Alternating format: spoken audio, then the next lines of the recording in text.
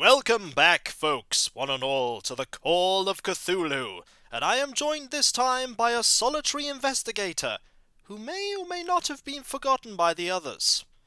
Hello. Introduce yourself.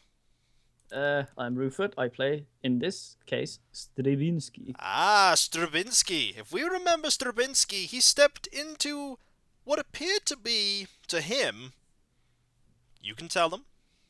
He thought it was a waterbed or something similar on the wall. He'd never seen one before, but he'd heard of them, so he wanted to touch it. He shouldn't have done that. In truth, it was a portal that took him to a strange alien world where, surprisingly, he didn't die, and managed to escape deep into the bowels of a cave full of strange and equally alien monsters, whereupon he encountered another human by the name he went by was Castlear Milligan James Jones, who had entrusted him quite enthusiastically with a tome that he had that he couldn't read, which, fortunately for Stribinkski, he could in fact read. And the translation in English of the name is Secrets of the Third Way. I'm not going to try and pronounce it. We tried. It's really difficult. I can't pronounce it. No. Fucking Russian.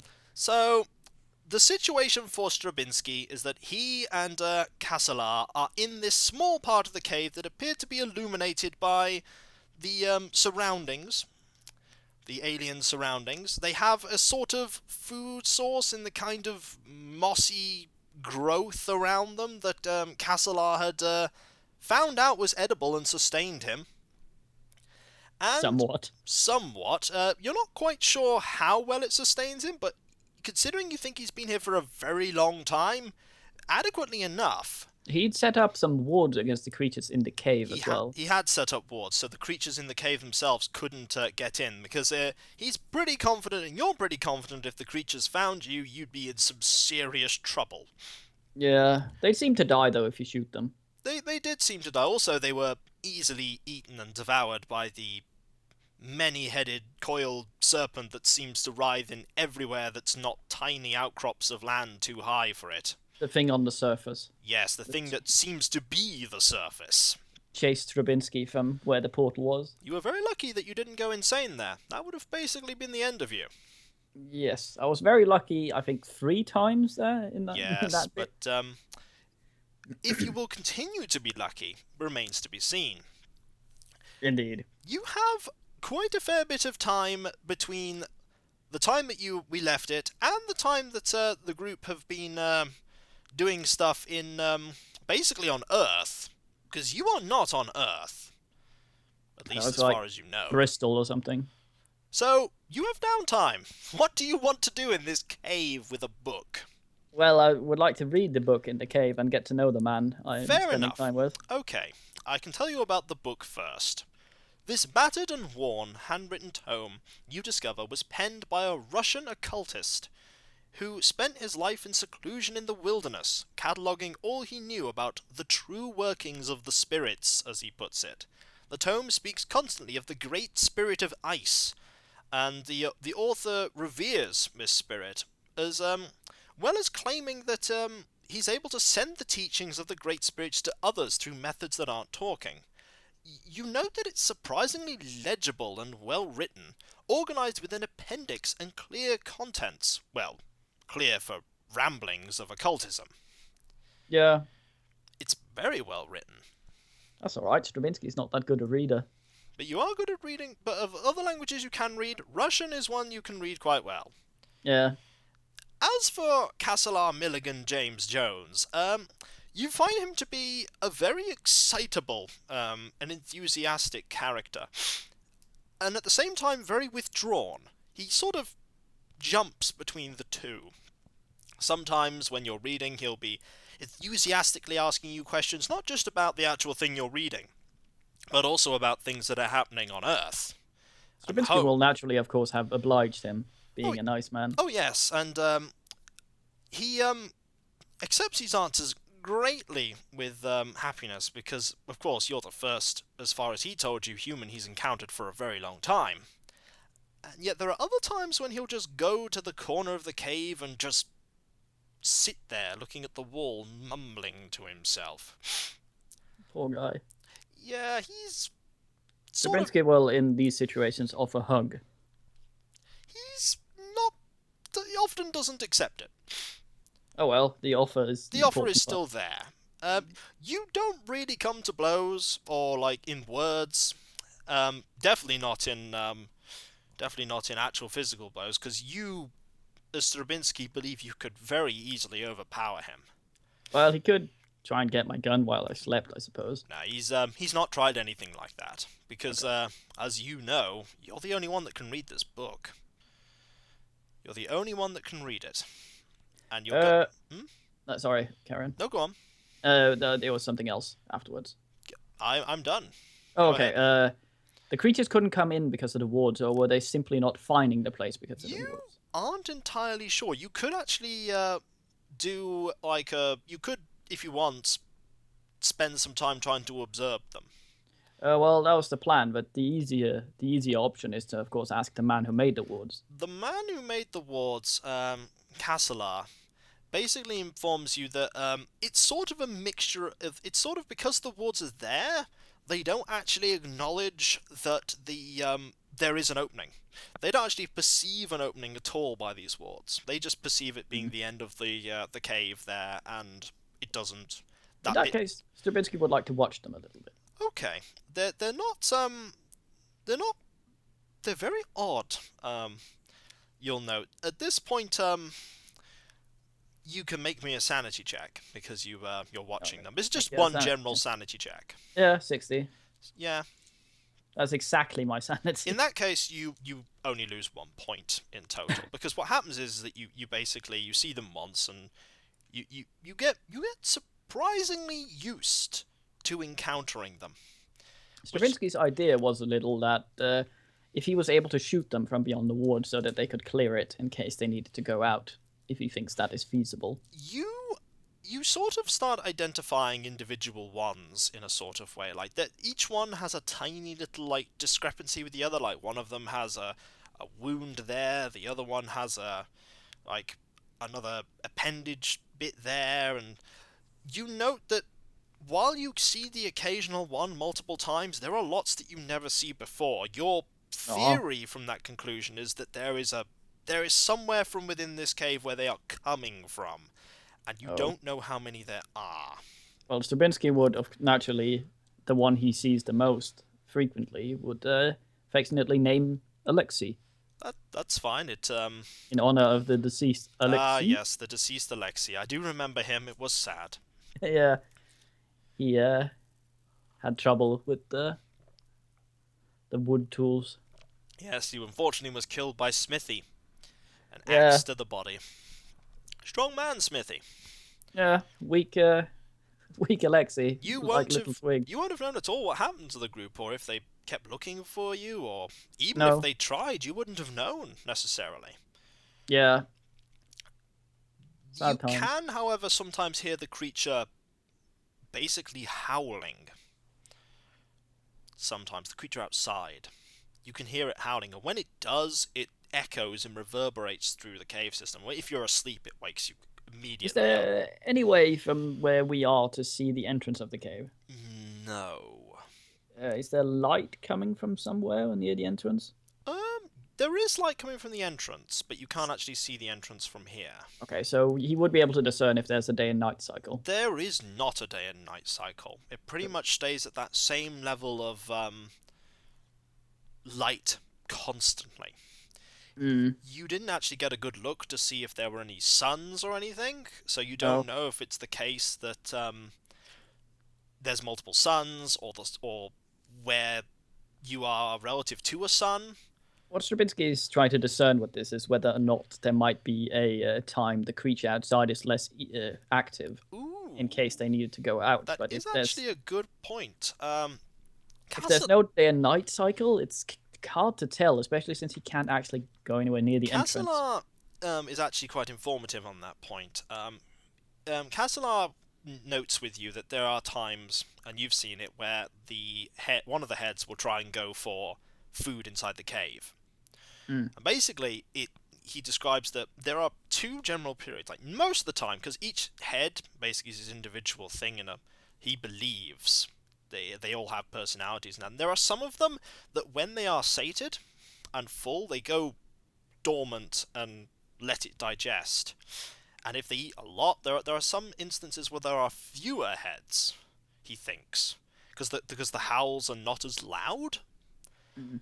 Or then again, he just rambles at that point that it might just be the fact that, it's the heads have moved, or he might have pulled a Wilson and attributed undue personality to things that might not have it. Possibly, yeah, because he's been there an awful long time. So, do the creatures that are in this cave ever leave it? And if so, do they come back with anything? They do not leave it. That is strange. Why they would even, if they can go deeper, why they would even go near where the arm can reach at all? Don't know, and you've no way to communicate with the creatures themselves to find out. No. You best guess maybe there's some sort of, maybe there's a hierarchy system among the creatures, and those that are the least powerful in it are forced up to here. Who knows? You're not sure.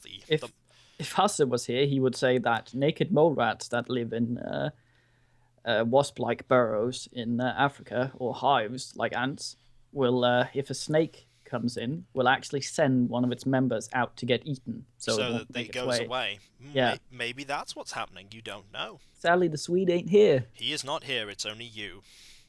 Ew. Do you wish to read the Secrets of the Third Way book? Yes. This is going to take you a fair while. It doesn't take you as long as you'd think, because since it's so well written, and the fact that you're pretty good with Russian, if it was another member of the group, by the way, they'd have to consult a dictionary, and that gives them a huge penalty. Same if it's been English for me. Exactly. Well, naturally, you do have English language. That's the distinction. They don't have any Russian. 21%. It would be difficult, but you wouldn't take a minus 100 penalty to your research speed for the percentage, so it wouldn't be taking longer, or ridiculously longer. So it takes you about just over 2 months of on-off reading to read and understand Secrets of the Third Way. Does Stribinkski have any idea of this, since there's no sun that goes down? No, this is more for our point of reference. Time sort of blurs for you. It's just the time between you sleeping and the time between you waking. You lose track of the hours. You lose track of the days. For us, it's about 2 months. Yeah. 2 months, a little bit. So time might not run at the same pace. It might not run at the same pace either, but for point of reference, just for the sake of it is 2 months, I'd like you to make me a sanity check. Sanity 66. That's a fail. That's a fail. Okay, you're going to lose a bit here. That's fine. Sorry. Ow. You lose 8 points of sanity. You lose the maximum you can lose for consulting the book here. And I'd like you to make me an idea roll. 12. Okay, well done. Basically, I'm actually sure you need to make me an idea roll, actually. I don't think you do. Not with books. You need it with creatures. Oh. Basically, you finish comprehending the book. And there is a very small period of time, like maybe a day, compared to the amount of time you're doing it, you don't know, where the ideas just horrify you. And Castellar actually has to try and restrain you. Oh. Because you just want to run, get out of here. You don't want to know this knowledge. It's sort of invaded your mind, and you just... Something worse than what's outside. Yes, it's something worse than what's outside. The truths that you've read, as the occultist has put in the book, that they sort of make a shard of sense which twists everything that you know, and just adds that Mythosian tinge. Mythosian tinge. It's a nice way of saying that you now have Cthulhu Mythos score. Oh. Which means that forevermore, you cannot get rid of that. You have gained 6% Cthulhu Mythos. Oh, that's more than... Oh, nice. Okay. You've gained 6% Cthulhu Mythos. That is permanent. You're not getting rid of it, and you can now put on your sheet that you have actually mastered the secrets of a Third Way book, which means that you can now use it as a reference material. You also note that there are spells in this book. Oh, nice. There are a fair few spells. Hopefully not any that require some components we can't... The spells are written as follows. There is a spell called Vaulting the Stars. There is a spell called Visions of Eternity. There is a spell called Bind the Clawed Servant. There is a spell called Commune with the Great Spirit. There is also a spell called Tome of the Great Spirit. Right. Are you describing any of these spells to wait, full disclosure Casselar. With my friend. Casselar. Full disclosure, he knows everything. Casselar is basically he's not bothered by any of the other spells, but when he hears about Vaulting the Stars, that is the one that he pins onto. It's the one that sounds the most like a travel sort of thing, and that's the one that he pins his hopes on. Yeah. You can choose to try and learn any of these spells. Before this happens, the thing outside with the many heads. Yes. Is it particularly clawed? No, it was particularly full of teeth. Okay, so bind the clawed servant. Make me an idea roll. 100. No, you've no idea what that spell could be referring to at all without actually learning it. Like basically, your mind blanks on what it means by clawed servant. It described lots of things with claws. You don't know what it specifically meant. Okay. So I can learn any of them, or how many? What happens is that you learn the spells one at a time. Yeah. It takes a set number of weeks to try and learn it, whereupon you then have to make an intelligence roll. And intelligence times, with a modifier, and if you roll equal to or under it, you learn the spell. Okay. And then I can disclose to you how you actually cast the spell, and you can actually teach it to anyone else. And the teaching of a spell, when you know it, only takes a week per check, rather than 2d6 weeks. Okay. So, learning spells costs no sanity. I would like to relay all the information so far, Stribinkski, what he's been up to what's his face, Mulligan James. Yeah. And so, in case Stribinkski doesn't make it, but he does, then he can contact the dudes and at least tell them what happened. Oh, you're gonna give a brief synopsis of what's been happening? I'm gonna give him a long one. I'm here for 2 months. You are here for 2 months. You can easily have been spending the time recounting your tales. He's very actually interested about what you guys have been doing with the Black Knife cult. You get the feeling. Of course, Stribinkski's not very. He wasn't very into the mythos before then, so he would not be able to relay many of the things that... You get the feeling that he has no love for the Black Knife cult anymore. Like, after all the time that he's spent here, no. He is most certainly not a friend of theirs anymore. Stribinkski will try and make a deal with him. What's his name again? Is Casselar, Milligan, James, Jones. Pick any of those names. So Millie, we make deal. A deal. A deal. What kind of deal? If you make back, I don't make back. You tell the people. You find people. Send telegram. Tell what happened to Stribinkski. Then Daniel will know what to do with money. Send to my son. Oh, yes, your son. You did mention you have a son. I have 3. 3 sons? Ooh, that's more than 2, more than 1. I had 4, but 1 was stuck in potato harvest. Oh. Sad summer. That is very unfortunate. Very grim. So, Casselar, if I make you don't, do you need me to do anything for you? Oh, all this time I've been here, I've never thought about what to do if I actually left, but I came back. Family probably gone, moved on, don't care. Love, one thing you could do for me. I do it for you. Excellent. if you find the person that pushed me, made me go in this, you kill them for me. Kill them. No, Stribinkski do this for you. Good, excellent. Oh, but I tell him. No, wait, he doesn't know it collapsed. No. Stribinkski wasn't there for collapse, so no, he wasn't. The guy might be dead already, but he doesn't know. No. Okay, Stribinkski promises to do this. Excellent. That's great. Finally, vengeance would be mine. I've been in here so long. Those people. You'll tell me about man. Oh, certainly. He's the leader, the big leader. Like not Ben. Ben was not the leader. Ben was not truly the leader. We're talking about his brother, his older brother. Ooh, Nathaniel. I only knew Nathaniel briefly. I only saw him a few times. Nathaniel sort of flitted in and out. Very old. Been around for a long time. I could add more longs, but... I'm writing this down. Is my keyboard noisy? That's fine. I could write more longs, but Nathaniel, yes, very old. He founded it, you know. He and Ben founded it, I think. Daniel came later, the younger of the brothers. He's the one that set up here in America. No. And it was then Ben who was in England still, and then he moved over, and I moved over with Ben, and then I ended up here.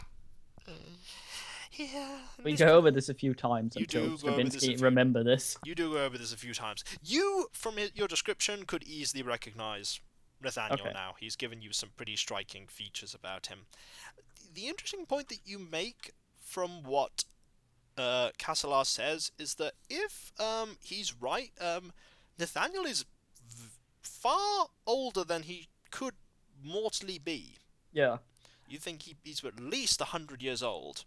Also, sorry. And yet does not look anything like 100 years old. Yeah, okay. Also?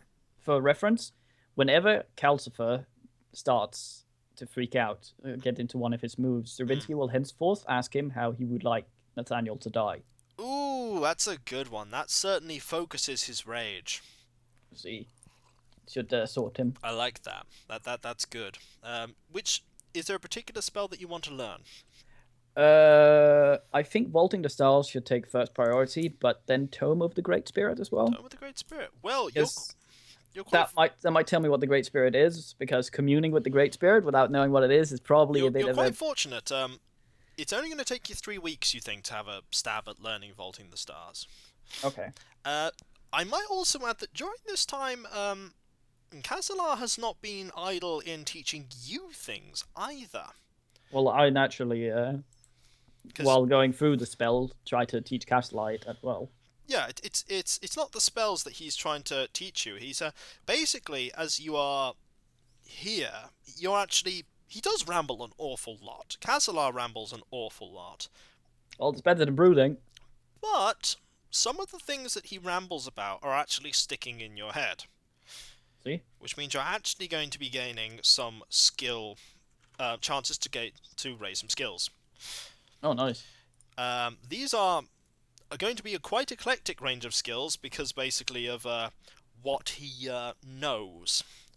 The first thing you're going to gain is you're going to gain 2 actual... actually roll how many chances you get. Splendid.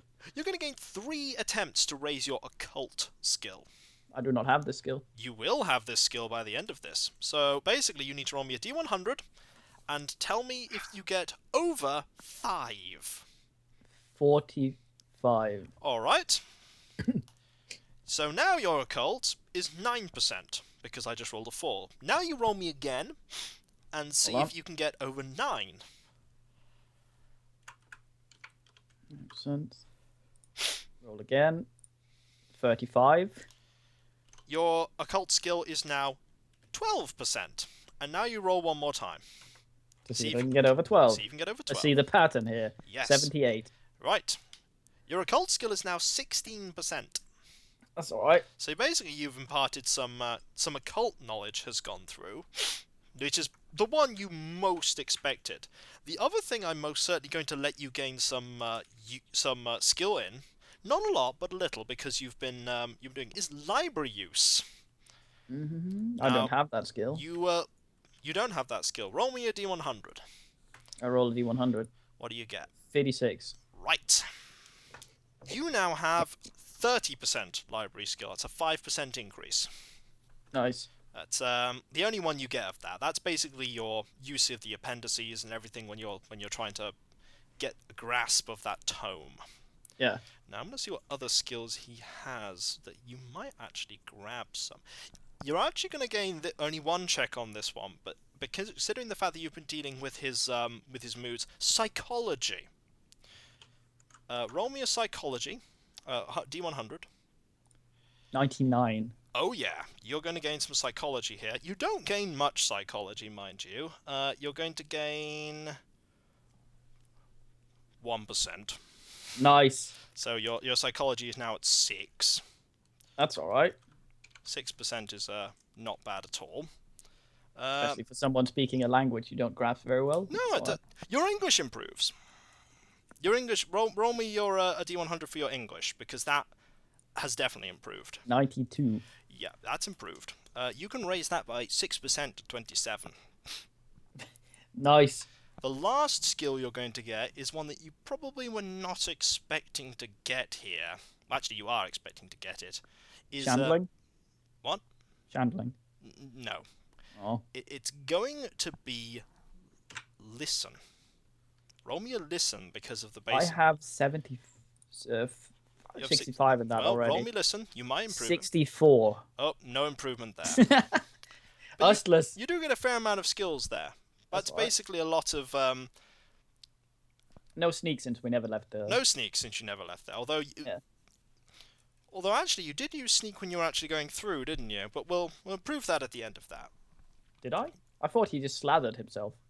That was what made him go through. Oh yeah, you did. You did. Well spotted. So 3 weeks you're going to spend trying to learn this spell. See, now we come to Stribinkski's biggest flaw, his intellect. It's not going to be as bad as you think. What I want you to do after these 3 weeks, unless there's anything in particular that you're doing. No. I want you to roll me a d100 and tell me what you get. 77? 77. That is actually enough. Because normally the intelligence modifier for it is times 5. So it would be your intelligence, which is 13 times 5, which would be 65. But you have Kasselar helping you. That's alright. Kasselar is helping you, which actually improves it enough that you can manage it. Well, he's learning it as well, I assume. He's not learning it at the moment. He's helping you comprehend. Because you're like trying to figure it out, but what you're not grasping is the whole magic side of it. You're not grasping the whole magic side of it, which he. Well, for my plan to work, he needs to know the spell as well. Well, you can teach it to him. You can most certainly teach it to him. He can actually offer to teach you a spell. Which is this? He can offer to teach you the spell that he's used to ward away the creatures. Oh, nice. And if you want after this, he can offer to teach you that. Because the symbols are all very peculiar and odd. You've not seen them before. But he can offer to teach you this spell. Is this a spell that requires reagents that are accessible here, or did he bring some that he used up? It was a spell he knew before he came, and it was a spell he adapted. Okay. So you would still be able to use it there as well. So what you're going to do is you now add to your spell list that you have Vaulting the Stars as your spell. Now, the actual casting of it is where you stumble. The Vaulting the Stars. Basically, the spell is described in the book as a way for you to basically transport for a short period of time. A portal way opens to a desired location that you know. The caveat first is that you must know it. The second caveat is that you need a sacrifice. That's not alright. You need a sacrifice of the same species. It describes how you do it. It's a rather grisly spell, where you need an etched and suitably prepared knife. It doesn't specify what material it's made of. It has to be a knife, though. It could be made of stone. What a bayonet do? A bayonet would do if it's suitably prepared. It gives you how to do it. And it has to be prepared and sanctified for the ritual. And basically what you do is, while intoning a certain prayer, in this instance in Russian, but there is you could easily translate it into English or any other language, since you know. You then have to basically stab it into the sacrifice's heart while they're still alive. And then you need to stab in the other side of the chest where the heart isn't, basically at relative positions. So you make 2 incisions there, and then you make a sort of a rectangle cut in the chest, using those 2 parts as a reference, going all the way down to the belly button. And basically you then rip open the skin, and from there it describes the portal way should open, whereupon you can leap through, and hence vault the stars. The problem is you don't have a sacrifice at the moment, unless one of you sacrificed the other. Well, yeah. How does Calcifer feel about this? At the moment he just wants to learn it. Okay, so he does not know it's required yet. He doesn't fully understand yet until you teach it to him. Well, let's teach it to him then. Let's teach it to him then. Let me go to the part where it actually talks about teaching spells, because it's not often you actually have to teach spells to other people. Well, I assume since he helped me with it, that would shave off some time. It will. It only takes a week to actually teach a spell that you already know. It's just a question of finding the appropriate rule for it. Let's scroll through. So we actually would need 2 sacrifices. No, you'd only need 1. If we both were to go through. You only need 1, because the portal is not something that just the person making the sacrifice can jump through. It remains, as it says there, for an indeterminate amount of time. How long does the ritual take? Not long once you actually have all the materials. You believe it might take... half an hour? Fuck. The idea would be to go where people sometimes are dumped out. That was an interesting idea. Learning a spell from another person. Okay, there we go. That's, okay. Alright, that's pretty decent. Alright, I figured out how you do that. So, what I want you to do after a week is you roll me a D100. 83. Doesn't grasp it the first week. Oh. You're trying to get to his intelligence times 3 or lower. Could I explain to him that it requires a person to die without him grasping it? He'd need to fully understand it. Okay. Basically, you're actually struggling to find the English words to describe the ritual itself. No, okay. So try again. 100? No. In fact, there's a small argument that triggers from that. But you I asked him about how Nathaniel he wants Nathaniel to die. Flayed alive at the moment was the current Oh, answer. that's all right. We can do that. Roll again. 31. That is better. Third week, he grasps it. Nice. Third week, you find the word that you're actually stumbling on. The word you're actually stumbling on here is the word for sacrifice. At the moment, it's been, from what he's not been grasping it because he believes that any creature might be suitable. But when he finally figures out that it has to be someone of the same species, he goes very quiet. Same species. Exactly the same species. I imagine there wouldn't be any deviation. You wouldn't want to deviate anyway. You wouldn't want to go to a similar sort of species. Not really anything out here similar. No. Similar. No exact. So a sacrifice. Duh. I suggest we either flip coin if it comes to that, or we may go where portal leads. Try get living man. That is an idea. I say we wait for a while and see perhaps if we are fortunate. And then if we are not, we go out and see what we can find. We could send for help. Problem is... We get 2 creatures from outside, sacrifice one, send other through with message. I don't think they will be a compliant messenger, do you think? We put bottle with message inside creature. My friends tend to find these things and then they kill it and then... It's a desperate pitch if we well, must. look at where we are. In the meantime, I maybe could try and teach you something. If only to pass the time, or you could learn something. Maybe there is something else that might be even easier. I don't know. Have you seen anyone else come through portal? Not since you. Before. There were lots of dead. There were others, I think, but I do not think they must have lasted long. There must have been others, but unfortunate or unlucky. What to do?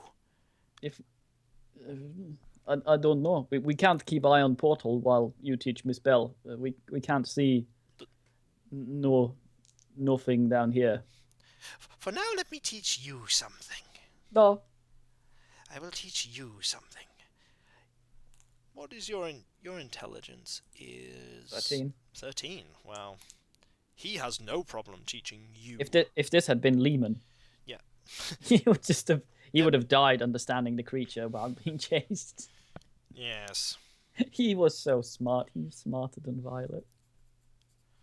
What you learn from him after a week is something called the Ward of Concealment.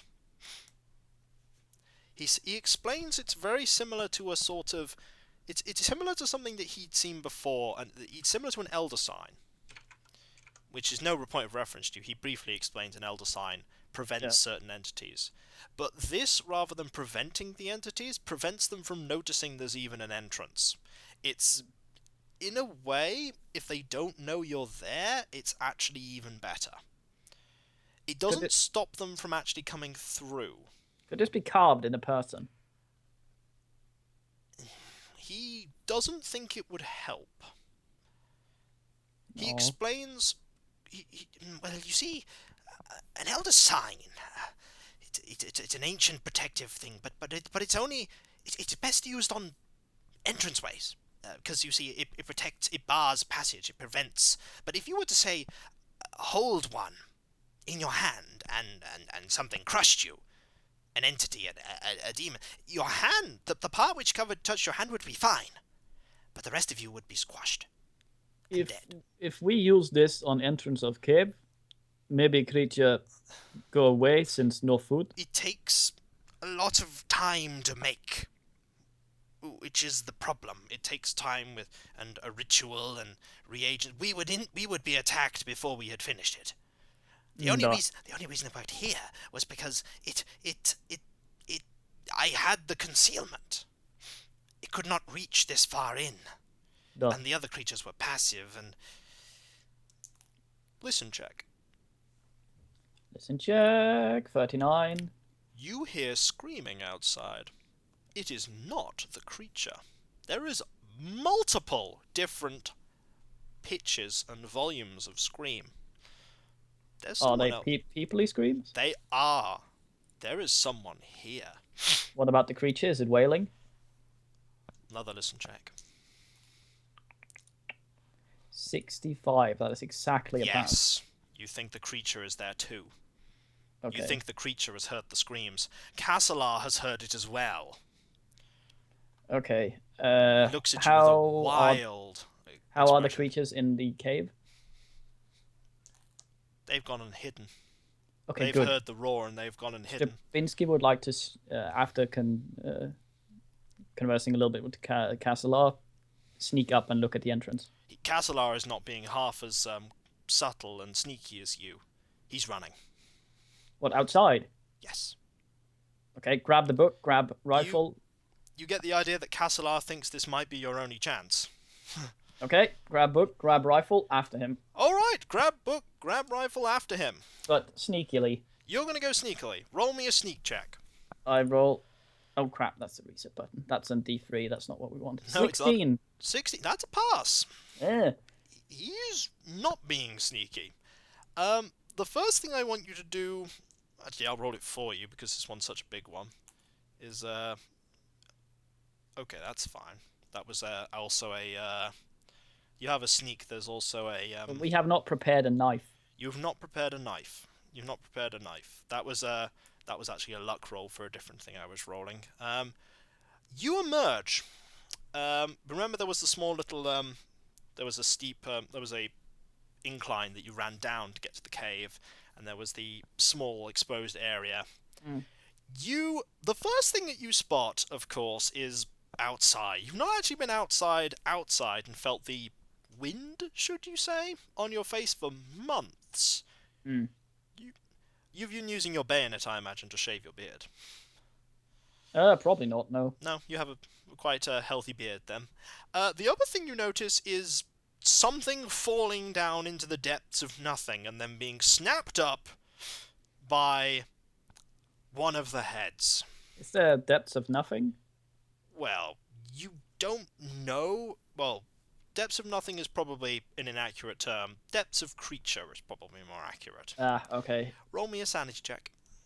33. That's a pass. That is good. That is useful. And Castelar rolled a 7. Oh. You lose 1 point of sanity. You were actually completely expecting this, and so is normal. And Castelar is not so fortunate and loses 6, but manages to suppress it. Can I wave Castelar over? Castelar is a bit ahead of you. Oh, God damn it. Okay, so the creature, I assume, is going full Hydra and snapping at these many men running around. You'll have to move a little bit further up to see how many there actually are. There are people moving around. I assume we're still in sneak mode? You're still in sneak mode, certainly. Okay. So you're going to do some more sneaking. Yes. Okay. Basically, you sneak up further, and he's stopped pretty much at the point you're at. Yeah. You now see who these people actually are. I assume they're black men, black hand, knife. No, they are not. They're actually what you could probably guess, people who work in the construction industry. Oh. Are there any of them that are wounded but not dead? What is currently happening is the first thing that you spot is that one of them is missing the lower portion of his body and is dying. Some of them are just screaming and are being snapped up. It is basically a feeding frenzy for the creature, as pretty much nearly all of them have gone quite mad, you think, from basically falling through. You think that it all clicks into your head now. This is basically the builders who are dealing with the collapse. And they've found this thing, and they've done what you've done. That was not smart. There's about 6 or 7 of them. You note one of the people, two of the people, one of them who's far away and one who's close away, have not actually gone nuts. One of them is a builder who's a fair distance away, and the other one doesn't seem to be a builder at all. Seems to be it's a woman wearing a basically what looks like a smart set of clothing. You notice that she has a notepad in her hand and a pencil. You've been around the city you're in long enough to know, but this is a reporter. Oh.